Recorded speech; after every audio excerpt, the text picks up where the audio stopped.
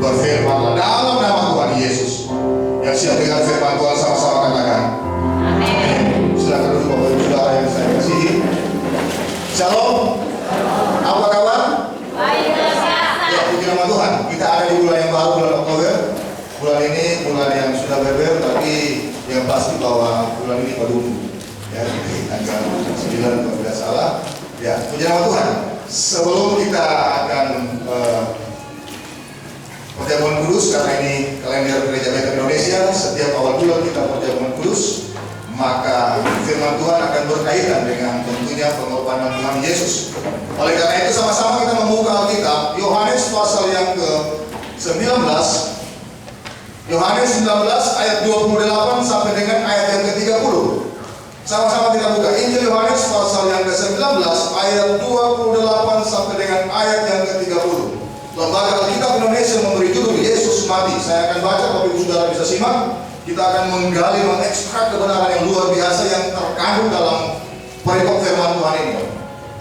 Ayat 28. Sesudah itu, karena Yesus tahu bahwa segala sesuatu telah selesai, berkatalah ia, supaya genaplah yang ada tertulis dalam kitab suci, aku haus. Di situ ada suatu bekas penuh anggur asam. Maka mereka mencucukkan bunga garam yang telah dicelupkan dalam anggur asam pada sebatang hisop, lalu menunjukkannya ke mulut Yesus. Sesudah Yesus meminum anggur asam itu, berkatalah ia, sudah selesai. Lalu ia menundukkan kepalanya dan menyerahkan nyawanya. Bapak Ibu Saudara yang saya kasih dalam Tuhan Yesus Kristus, dari perikop ini saya memberi judul yang ada di ayatnya yang ke-30, sudah selesai. Boleh sama-sama saya 3, 2, 1. Sudah selesai. Kata sudah selesai ini kata yang sangat penuh makna, yang sangat dalam, dan membuat satu rangkuman tentang karya penebusan yang Tuhan Yesus kerjakan. Nah, kita akan belajar sama-sama dari kata sudah selesai. Dalam Alkitab bahasa Inggris itu pakai 3 kalimat. It is finished. Dalam bahasa Indonesia 2 kata, sudah selesai. Dalam bahasa Yunani, bahasa asli perjanjian baru, 1 kata saja, tetelestai. Dan kata tetelestai ini kata yang sangat-sangat mengandung pengertian yang sangat luas, yang perlu saya jelaskan sehingga saya perlu munculkan kata ini. Sebab kalau kita hanya berkata dengan 1 kata dalam bahasa Indonesia atau dengan pengertian bahasa Indonesia dengan kata tadi sudah selesai, itu artinya akan sangat miskin, akan sangat kurang membawa satu pengertian. Karena kalau berbicara sudah selesai, misalnya begini, kalau seseorang yang berpacaran katakanlah, kemudian pacarnya yang memilih orang yang lain bukan dia, maka dia berkata sudah selesai. Kemudian juga kalau mungkin dia putus dengan pacarnya, kalau di sisi lain lagi orang lain, ya, dia juga berkata sudah selesai. Atau kalau misalnya ada seseorang tua yang sakit, mungkin dia juga orang tua kita. Ketika dokter sudah angkat tangan dan sudah upaya pengobatan tidak bisa lagi dilakukan, dan kemudian orang tua ini sudah sekarat, tidak ada harapan, maka juga dikatakan sudah selesai. Tetapi yang menjadi pertanyaan bahwa apakah kata sudah selesai hanya seperti itu? Ini perlu kita renungkan, kita kaji dalam-dalam, sebab ini mengandung satu makna yang berkaitan dengan karya penebusan yang telah Tuhan Yesus kerjakan, yang dimulai dari Kejadian 3:15. Ketika terjadi pelanggaran Adam dan Hawa, oleh karena jatuh di godaan iblis, kemudian Allah berfirman, keturunan perempuan ini akan meremukkan kepala iblis, kepala ular maksudnya, tetap engkau akan meremukkan tumitnya. Itu disebut dalam istilah teologi proto-evangelium, Injil yang pertama. Dan itu berjalan terus ribuan tahun sehingga sampai Allah yang transenden, yang tidak dikenal, yang tidak diketahui, yang wujudnya roh, itu mengambil rupa dalam pribadi Kristus, yaitu Allah Anak. Kemudian itulah menjadi manusia. Dan karya penebusan telah dikerjakan dengan mati tersalib di kayu salib. Dan satu kalimat atau satu kata yang dikatakan sebelum dia menembuskan nafas yang terakhir dan menyerahkan nyawanya, dia berkata, tetelestai, sudah selesai. Dan ini kita akan belajar sungguh sangat luar biasa, sebab kata ini untuk orang-orang di Yunani kuno pada zaman dulu itu sangat luas dan menjadi istilah yang sangat luas maknanya. Saya ambil contoh begini, seorang pelukis yang sangat luar biasa ketika dia melukis sebuah lukisan yang indah. Kemudian ketika dia melihat lukisannya, dia menikmatinya, dan dari lukisan itu tidak ada lagi goresan untuk dia tambahkan atau dia kurangi, dan dia berkata, sudah selesai, tetelestai. Dan berkata dengan kalimat atau kata tetelestai itu mengandung pengertian bahwa lukisan ini sudah rampung dan nanti akan berdampak panjang ke depan. Lukisan ini akan dinikmati oleh orang lain dan harganya sangat-sangat mahal. Kalau kita pernah mendengar atau membaca lukisan orang-orang zaman dulu, saya kasih contoh saja Pablo Picasso, orang Spanyol, itu lukisannya miliaran, sangat mahal. Karena kenapa? Itu berdampak, bisa dinikmati oleh orang sampai zaman ini. Sehingga ketika para pelukis itu berkata tetelestai, artinya sudah selesai, tapi kata selesai itu tidak sampai di situ saja, dia berdampak berkepanjangan sampai orang-orang di periode berikutnya. Dan ini yang saya akan sampaikan ketika berbicara makna kata sudah selesai.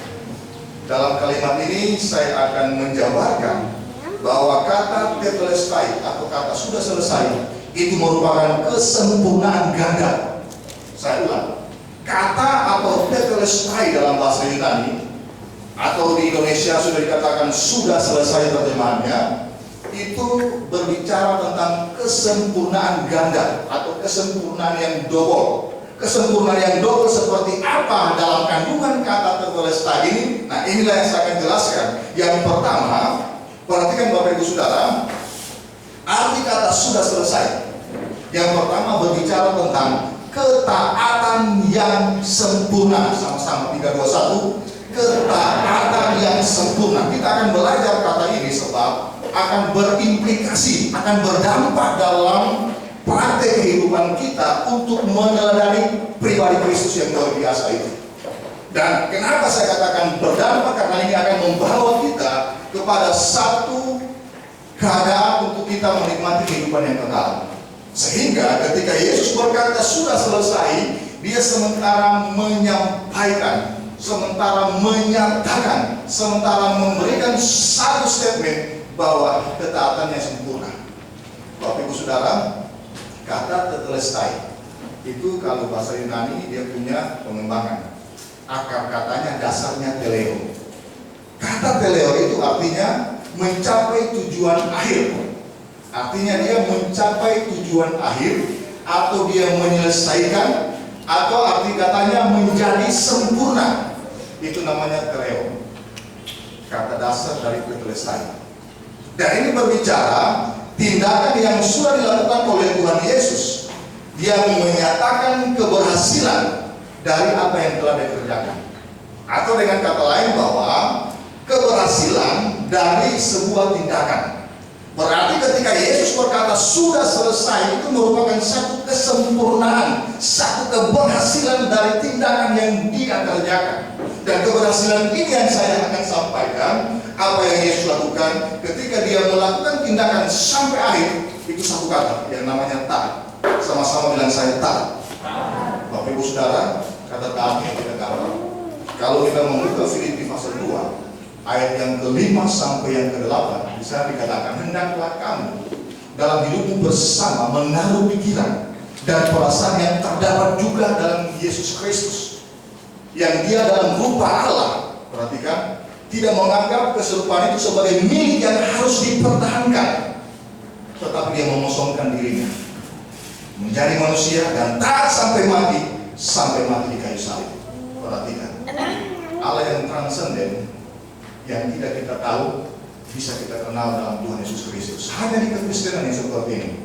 Saya mengatakan bahwa keunggulan kekristenan yang tidak dimiliki oleh agama lain, artinya bahwa kita bisa mengenal Allah kita yang transenden tadi, yang bagi orang-orang non-Kristen itu hanya sebuah penggambaran, satu hasil dari perenungan, satu hasil dari sebuah pikiran yang mereka tidak kenal.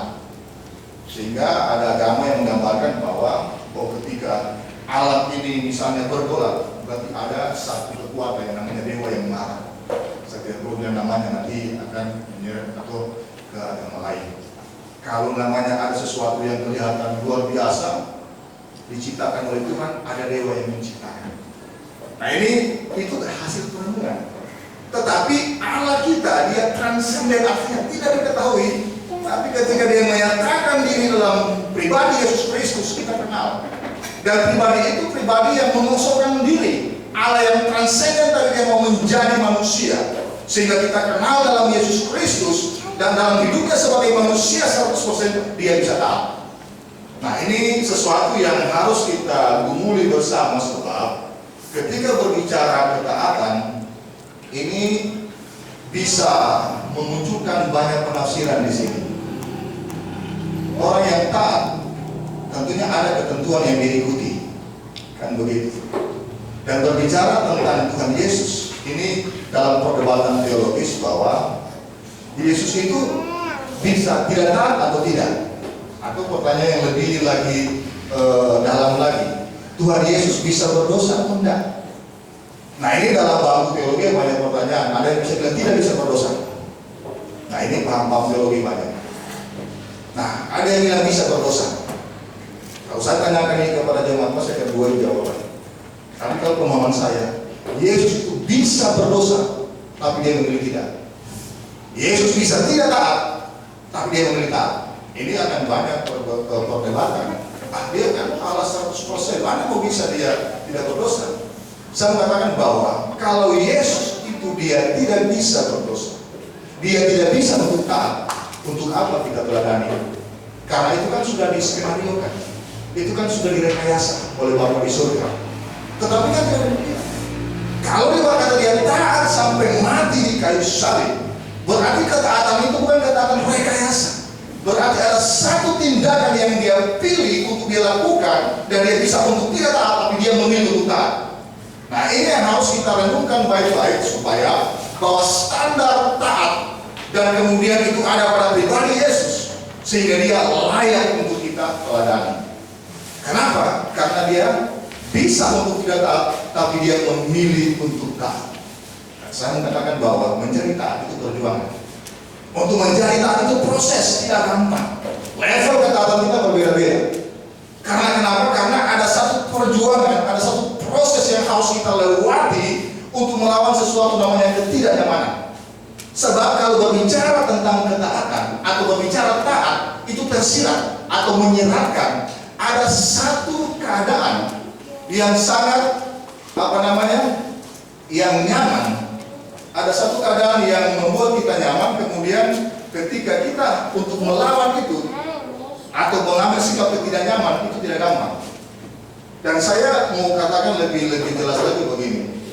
Misalnya begini, ada ketentuan untuk kita ikut rel. Katakan rel ini panjang jauh, itu kan membosankan. Dalam sepanjang jauh rel ini, kita harus mengikuti rel itu sampai akhir. Tetapi dalam perjalanan bisa kan orang bisa dia belok kiri sedikit atau dia menyimpang sedikit, itu bisa terjadi. Karena kenapa? Karena memilih untuk terus itu bisa stres orang. Misalnya ada jalan tol Cipali di Jawa, itu panjang ratusan kilometer. Bayangkan orang coba mobil begitu bisa mengantuk, bisa tabrakan. Tapi orang yang harus terus konsentrasi pada jalur itu. Nah, kalau dia misalnya lalai sedikit bisa tabrakan karena kendaraan cepat.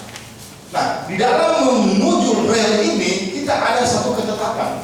Dan ketetapan itu biasanya tidak nyaman bagi kita. Tetapi karena kita memilih untuk taat, maka kita harus mengikuti ketaatan itu atau ketetapan itu. Nah, ini sesuatu yang saya katakan tadi, perjuangan, sesuatu yang tidak mudah. Dan ini kalau saya ambil contoh yang lebih spesifik lagi, yang namanya kodrat dosa. Kodrat dosa itu sesuatu yang dalam bahasa daging itu bahasa yang nyaman. Dalam bahasa daging manusia itu nyaman. Kenapa orang memilih misalnya untuk bugel misalnya? Itu kan dosa. Tapi itu nyaman bagi dia dalam bahasa manusia. Tapi untuk memilih seperti itu menentang kedagingan. Berarti ada ketidaknyamanan untuk daging kita, tetapi itu untuk ketentuan kehendak Tuhan. Maka kita harus ada di itu. Nah ini contoh yang konkret. Dan mari kita membaca Alkitab begini supaya lebih jelas. Roma 7 ayat 6. Bisa bantu saya tampilkan Roma 7 ayat 26. Ya, saya baca Roma 7 ayat 6. Jadi dengan akal budiku aku akan melayani hukum Allah. Berarti begini, dengan akal budi jiwa kita, pikiran kita, ketika kita dengar firman Tuhan menyatakan apa yang harus kita lakukan, itu dengan akal budi kita, apa dikatakan di sini, melayani hukum Allah. Tetapi itu yang berseberangan. Tetapi dengan tubuh insaniku, dengan tubuh jasmaniku, aku melayani hukum dosa. Nah, ini yang saya katakan tadi, kodrat dosa. Ada sesuatu yang kita tidak mau lakukan, tetapi karena ada kodrat dosa itu dalam tubuh insani kita, maka kita melakukan yang salah tadi. Nah, sehingga di ayat-ayat sebelumnya Paulus bilang, ini pernah saya sampaikan 2 minggu lalu kalau tidak salah, di ayat 19 begini, sebab bukan apa yang aku kehendaki yaitu yang baik aku perbuat, melainkan yang tidak aku kehendaki yaitu yang jahat yang aku perbuat. Jadi jika aku berbuat apa yang tidak aku kehendaki, maka bukan lagi aku yang memperbuatnya, tetapi apa? Dosa yang diam di dalam aku. Nah, ini itu kodrat dosa. Bapak Ibu Saudara, ini sangat-sangat menarik ketika kita berbicara dengan ketaatan tadi. Sesuatu yang menjadi kodrat dosa itu pembentukannya sejak kita lahir, bahkan sejak dalam kandungan. Itu akan berproses dalam kehidupan kita. Saya pernah bilang bahwa seorang anak kecil ketika dia bisa berkata-kata yang kotor, katakanlah NASU dalam bahasa Poso, itu bukan tiba-tiba muncul, tapi karena lingkungan. Dan karena lingkungan membawa dia untuk seperti itu, dia mulai tingkat jadi besar, dan itu menjadi satu filosofi hidupnya, dan untuk merubah tidak gampang. Orang yang biasa berkata-kata kasar, orang yang biasa berkata-kata kotor, orang yang biasa bermaki-maki orang lain, kemudian dia mau tarik hal itu proses yang tidak gampang. Dia harus menyalipkan kedagingan. Karena itu ketika berbicara ketaatan, itu proses yang tidak gampang. Karena kenapa? Ada dalam hukum kedagingan kita yang harus kita lawan setiap hari. Dan itu bertentangan dengan keinginan roh. Alkitab bilang bahwa roh memang nurut tapi daging lemah. Nah, dengan baik Bapak Ibu Saudara, kita buka Galatia 5 ayat 17 supaya lebih terbentuk lagi. Galatia 5 ayat 17. Boleh bantu saya multimedia? Ya, supaya bisa lihat di atas saja. Sebab keinginan daging berlawanan dengan keinginan roh. Nah, ini yang saya katakan tadi. Dan keinginan roh berlawanan dengan keinginan daging. Sehingga keduanya bertentangan. Sehingga setiap kali tidak melakukan apa yang kamu kehendaki. Sehingga, saya ulang, sehingga kamu setiap kali tidak melakukan apa yang kamu kehendaki. Berarti bahwa kalau ada keinginan daging yang kita lakukan, bukan kita kehendaki sebenarnya. Kita tahu itu dosa. Saya banyak kali berhubungan dengan orang-orang yang sulit terlepas dari kedagingan. Entah itu karena minuman keras, entah itu karena narkoba, entah itu karena perzinahan, atau yang sekarang dikatakan dosa perkecilan misalnya itu dia. Itu orang tahu salah, dosa. Tapi untuk lepas dari situ tidak gampang. Nah, itu yang saya katakan tadi, Alkitab bilang sehingga kamu setiap kali tidak melakukan apa yang kamu kehendaki. Nah, ayat selanjutnya, akan tetapi jikalau kamu memberi dirimu dipimpin oleh roh, maka kamu tidak hidup di bawah hukum Taurat. Nah, ini perbuatan daging, perhatikan sini, yaitu percabulan, kecemaran, hawa nafsu, penyembahan berhala, sihir, perseteruan, perselisihan, iri hati, amarah, kepentingan diri sendiri, percideraan, roh pemecah, kedengkian, kemabukan, persaburan, dan sebagainya. Perhatikan, ada 3 dosa yang pertama, yang keinginan daging yang pertama, perbuatan daging telah nyata, yaitu misalnya begini, percabulan, kecemaran, dan hawa nafsu.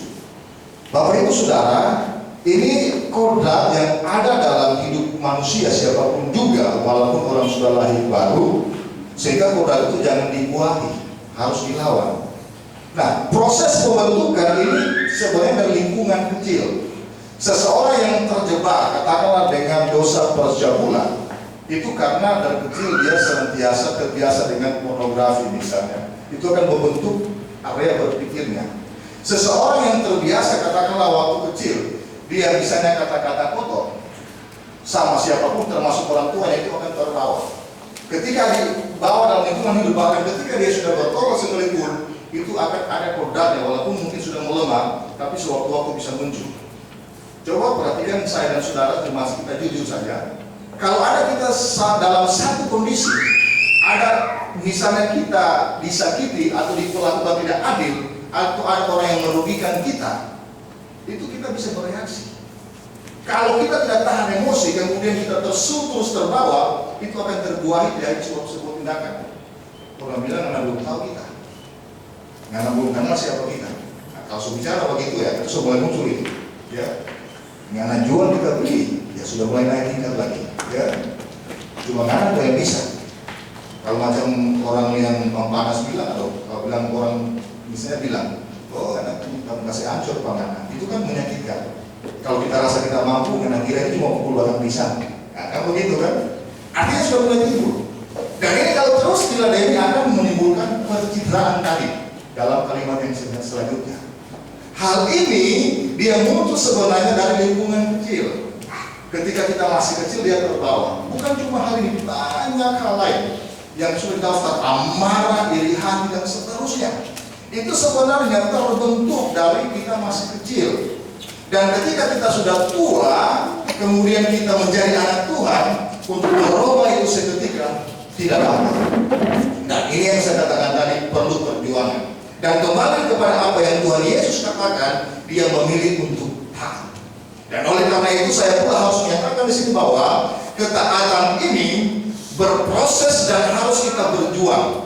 Sehingga kalau kita pakai Roma 12 ayat 2, berubahlah oleh pembaharuan budimu. Saya ulang-ulang bilang ini. Ini biasa dipakai ayat pertobatan. Berubah itu metamorfosa, berbalik kanan. Itu yang biasa kita dengar.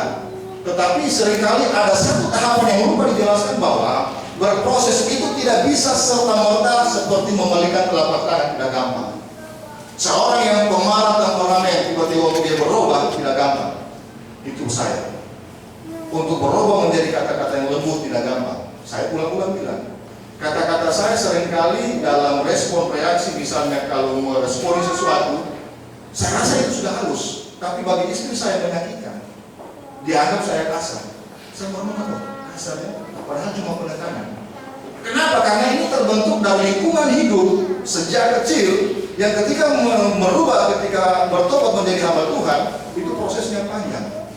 Tetapi yang saya tekankan di sini bahwa ketika kita mau untuk taat, bukan dari intonasi kata-kata tadi, tapi dari isinya, motivasinya. Kalau kita tidak bermaksud untuk menyakiti, walaupun mungkin bahasa yang keluar itu keras dan cenderung kasar mungkin, tapi isinya kebaikan, itu tentu bisa diterima. Seseorang yang marah kepada anaknya, ketika dia pukul dengan rasa cinta, itu akan berbeda ketika dia pukul dengan karena kebencian, itu akan berbeda. Anak-anak bisa merasakan. Kalau dia merasakan itu sebagai didikan, dia akan menghormati dan meninggali kita. Tapi kalau dia merasakan itu sebagai satu bentuk daripada kemarahan yang tanpa dasar atau berwujud kepada kebencian, akan menimbulkan kebaikan bagi orang itu. Nah, ini perlu kita renungkan di dalam kehidupan kita menjadi anak Tuhan, Bapak Ibu Saudara. Kenapa? Karena kita mau sempurna seperti Yesus. Dia taat di dalam kesempurnaan. Nah, kembali kepada kata berubah tadi, yang metamorfosa bahasa aslinya sama seperti kupu-kupu kan, dia ulat yang jelek. Ketika dia merubah menjadi kupu-kupu yang cantik, tidak melompat dari ulat tiba-tiba berubah jadi kupu-kupu yang cantik, tidak. Dia melalui proses jadi kepompong dulu. Ketika dia jadi kepompong, ada butuh waktu lagi sampai dia menjadi kupu-kupu yang sempurna. Dan kata inilah yang dipakai oleh Roma 12 ayat 2, berubahlah kamu oleh pembaruan budimu. Ketika kita akan sampai di situ, kita berkata bahwa di situ kita akan bisa membedakan manakah kehendak Allah. Dengan kata lain bahwa ketika kita sampai dalam proses yang panjang tadi secara bertahap, kita akan tahu mana yang bisa, mana yang tidak kita keluarkan, kita perkatakan atau kita pikirkan. Kita akan punya satu kecerdasan rohani untuk tahu ini kehendak Allah atau bukan. Dan ini memang tidak bisa dibahasakan secara, bagaimana mau dibilang ya, agak susah. Tetapi dalam praktik hidup, saya ambil contoh begini, ya bagi anak-anak muda misalnya, ketika dia datang masuk gereja, motivasinya pasti cari Tuhan. Tetapi di dalam cari Tuhan itu kejar lagi apa? Oh, saya cari Tuhan supaya saya dapat kerja. Saya cari Tuhan supaya saya dapat jodoh. Itu bagi dia baik, tetapi bagi Tuhan belum tentu itu baik. Kenapa? Karena motivasinya cuma itu dia. Tetapi Tuhan bisa paham untuk hal itu. Nanti ketika dia berubah, dia tahu bahwa walaupun dia masuk gereja, ibadah untuk melakukan yang baik, Tuhan tidak menolong dia, misalnya begitu, atau tidak ada jalan keluar, tetap dia akan beribadah cari Tuhan. Nah, motivasinya untuk berkenan kepada Tuhan.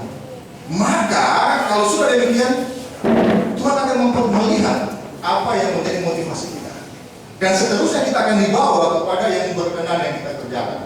Ketika sampai kepada berkenan, seterusnya sampai yang sempurna, kata Teleo tadi, sampai akhir. Dan ini proses panjang. Jadi kalau kita katakanlah orang yang gampang marah, yang gampang iri melihat orang lain, nah kita harus merubah. Tidakkah kita bisa bersyukur ketika melihat orang yang diberkati misalnya? Tidakkah kita bersyukur ketika melihat ada orang itu penampilannya cantik, cara berpakaiannya bagus, atau dia ganteng dan seterusnya? Kenapa kita harus iri? Kenapa kita harus misalnya menjauhi dia, bahkan untuk menjelekkan dia? Kan kita harus bersyukur bersama. Nah, pola berpikir ini kalau tidak dilatih, dibentuk, dibawa kepada satu proses, kita tidak akan bisa. Dan itulah yang saya katakan tadi, berbicara tentang ketaatan yang sempurna. Dalam hidup ini banyak aplikasinya. Karena kenapa? Ini berbicara tentang perjuangan menuju kehidupan di mana jalan itu sempit. Kan Tuhan Yesus bilang bahwa untuk menuju kepada kehidupan jalannya sempit dan orang harus berjuang di sana. Oleh karena itu ketika berbicara ketaatan itu tidak nyaman dan tidak enak. Bayangkan saudara ketika kita difitnah, ketika kita dibilang hal-hal yang tidak baik, kan dari kita pasti memberontak. Bohong kalau kita tidak marah. Tetapi karena kita memilih untuk taat, kita harus mengampuni dia. Nah, untuk mengampuni dia tidak gampang juga, perlu perjuangan. Kita harus matikan kedagingan kita. Kita harus merasa kita orang yang dipandang enteng, kemudian kita bisa mengasihi dia walaupun harga diri kita mungkin diinjak-injak, begitu istilah bahasa sekarang. Tetapi kalau kita belajar kepada Tuhan Yesus, dia taat sampai mati, menanggung kehinaan, sehingga ketika dia sampai ke detik akhir sebelum menembuskan nafas terakhir, dia katakan, tetelestai, sudah selesai. Pertanyaannya, apakah kita bisa taat seperti Yesus sampai mati, taat sampai sempurna, sehingga kita juga bisa berkata, sudah selesai. Ini perjuangan kita hari ini. Sebagai orang percaya, sebagai jemaat Tuhan, firman Tuhan menantang saya dan saudara untuk kita taat sempurna sama seperti Tuhan Yesus. Amin. Amin. Apapun yang kita hadapi, alami di dalam kehidupan kita setiap hari, kita harus taat. Taat itu bagaimana kita melawan kenyamanan pribadi kita untuk kita tidak nyaman. Tetapi ketika kita taat, sebenarnya kita sementara mengikuti Kristus dan kita nyaman di dalam kehendak Tuhan. Itu yang kita inginkan saudara. Dan marilah Bapak Ibu Saudara, saya memotivasi kita mengajak untuk kita memiliki ketaatan yang sempurna seperti Kristus yang menjadi teladan kita. Amin. Itu poin yang pertama. Poin yang kedua, sudah selesai, tetelestai dalam bahasa Yunani. Yang pertama berbicara ketaatan yang sempurna. Karena kesempurnaan ini ganda, maka yang kedua, tetelestai atau sudah selesai, yaitu penebusan yang sempurna. Sama-sama 3, 2, 1. Penebusan yang sempurna. Nah, ini sangat-sangat menarik di sini Bapak Ibu Saudara. Ketika berbicara kata tebus, sebenarnya harus kita pahami dengan istilah Indonesia juga sama.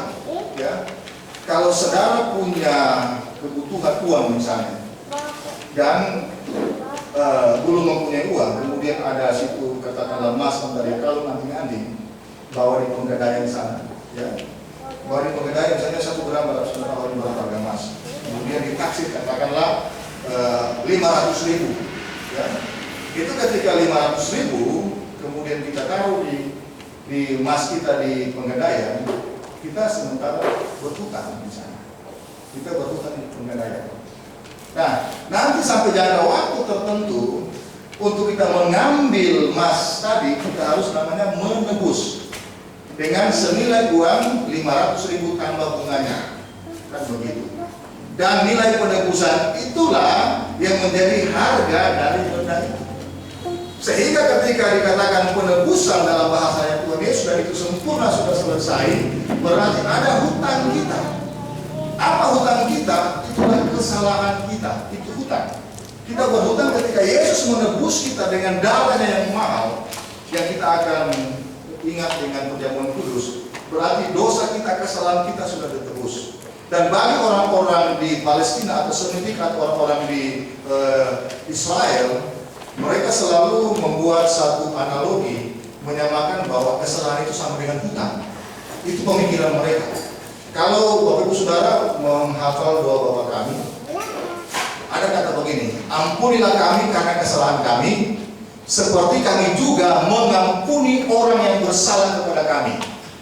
Orang yang bersalah kepada kami sebenarnya dalam bahasa aslinya itu orang yang berhutang kepada kami. Dalam King James itu debts, debtors. Coba bisa dibuka, ada di Alkitabnya. Matius pasal 6 ayat berapa ya? Ayat Matius 6, 9, 10, 11 mungkin ya? 11. Ampunilah kami. Terus 12, 13, 12 terus.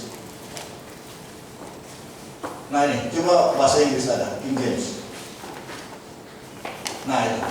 And forgive us our debts. Nah, ampunilah debts itu hutang dibilang. Bukan dibilang barangkali dosa, sin. Tidak dibilang sin, tapi debts. As we forgive our debtors. Dan juga seperti kami mengampuni para debitur kami. Kalau istilah orang debitur itu orang yang berhutang, orang yang bayar kredit. Artinya orang yang bersalah. Dan pada waktu itu dianalogikan bahwa kesalahan itu sama dengan hutang. Sehingga ketika muncul istilah penebusan, berarti kita sementara Tuhan Yesus menebus, membayar hutang-hutang kita, kesalahan kita. Ketika ditebus, kita keluar menjadi orang merdeka. Kenapa?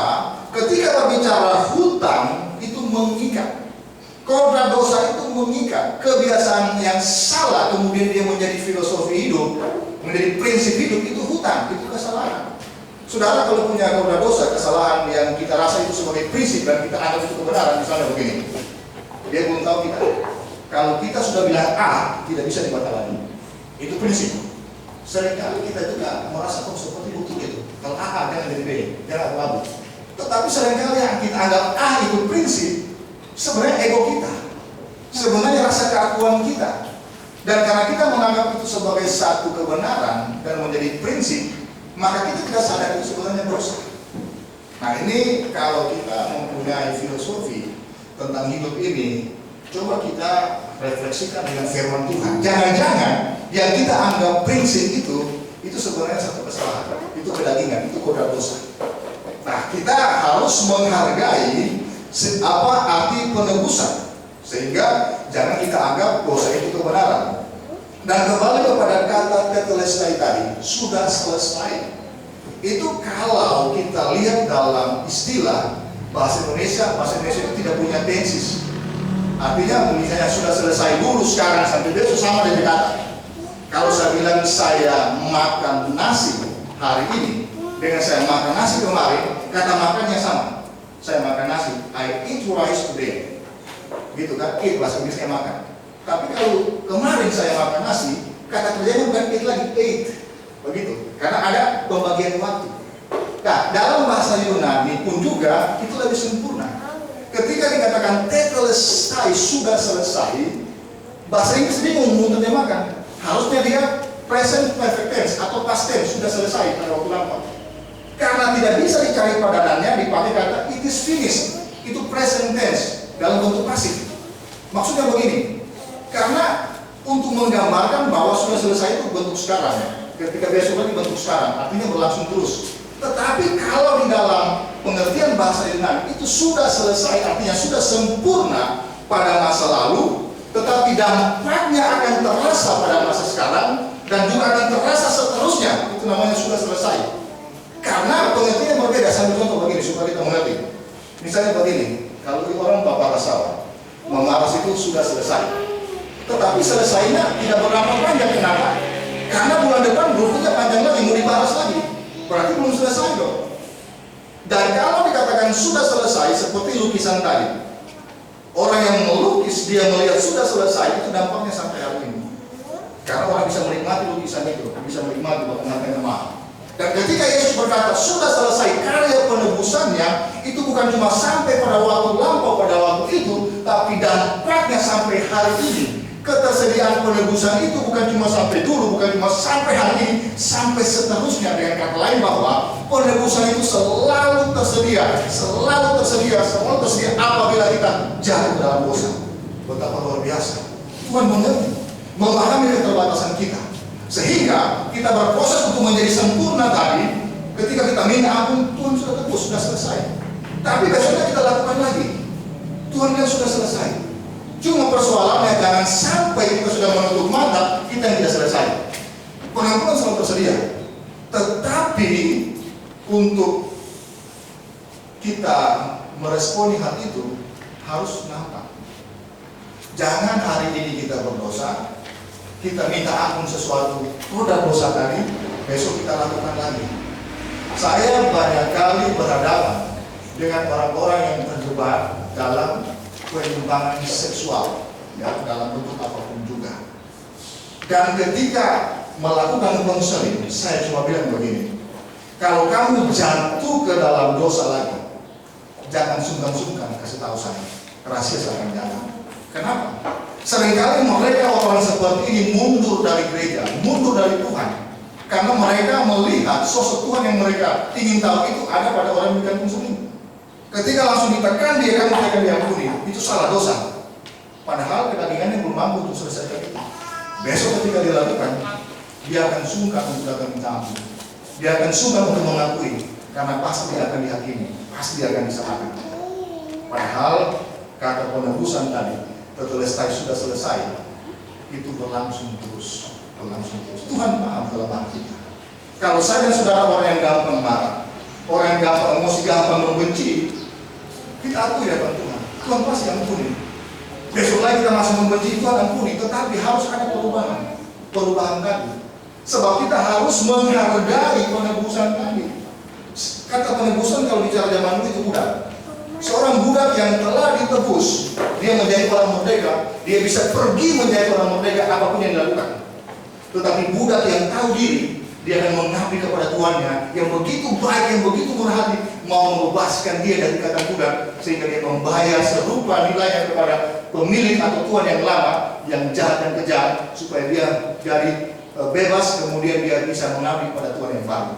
Dan orang budak yang seperti ini, dia akan mengatakan, saya akan mengabdikan kepada tuan yang baru, saya tidak mau pergi sebagai orang merdeka dengan cara saya.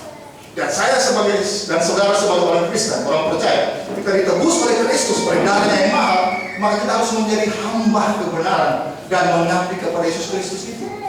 Dan itulah Tuhan kita, sehingga kita harus menjadi orang yang tahu diri. Orang yang tahu diri, yang menghargai nilai penebusan itu yang sangat mahal, sehingga karena penebusan itu berdampak juga sampai hari ini, maka bagian kita untuk menghormati, menghargai harga penebusan itu harus kita lakukan. Kalau kita membaca Alkitab, seorang namanya Maria Magdalena, Alkitab tidak bilang dosa apa dia, tapi dalam Lukas pasal 8 ayat yang kedua, di situ dicatat bahwa dia telah dilepaskan dari 7 setan. Berapa setan apa? Banyak yang artikan dia pernah menjadi perempuan yang asusila, tetapi tidak ada ayat yang mendukung hal itu. Tetapi yang pasti dia pernah terikat dengan dosa. Tetapi yang luar biasa, bagaimana respon dari dia. Dia tahu diri, sehingga dia memanggil Yesus Kristus guru. Dan ketika Yesus Kristus ada di dalam penyaliban, dia ada di sana. Ketika Yesus bangkit di hari yang ketiga, dia yang pertama berjumpa dengan Tuhan Yesus, yang pertama melihat kebangkitan Tuhan Yesus. Dia memanggil Tuhan Yesus guru. Dan kata Alkitab Lukas 8 ayat yang ketiga, Maria Magdalena dan wanita-wanita yang lain, dia mempersembahkan kekayaannya untuk melayani Tuhan. Itu pengorbanan, itu harga yang harus dia bayar. Betapa luar biasa harga sebuah penebusan yang sempurna yang kita harus responi, seperti seorang Maria Magdalena. Dan oleh karena itu, Bapak Ibu Saudara, mari kita menjadi orang-orang yang menghargai penebusan Kristus. Kita orang yang tahu diri. Hari ini, apapun kesalahan kita, apapun dosa kita, kekurangan kita, kodrat dosa kita, dengar baik bahwa Kristus adalah orang yang sempurna dalam ketaatan sebagai manusia. Maka kita juga harus taat untuk melawan kodrat dosa. Amin. Dan yang kedua, bahwa berbicara tentang kesempurnaan Dia, yaitu penebusan yang sempurna. Dia telah menebus kita 2000 tahun yang lalu. Dampaknya sampai hari ini dan juga seterusnya, harga yang sangat mahal. Penebusan itu terus berdampak dan berlaku. Dan marilah kita menghargai, tahu diri, menghormati pengorbanan Kristus dengan hidup berkenan kepada Tuhan. Amin. Amin. Untuk firman Tuhan, kita akan masuk dalam perjamuan kudus.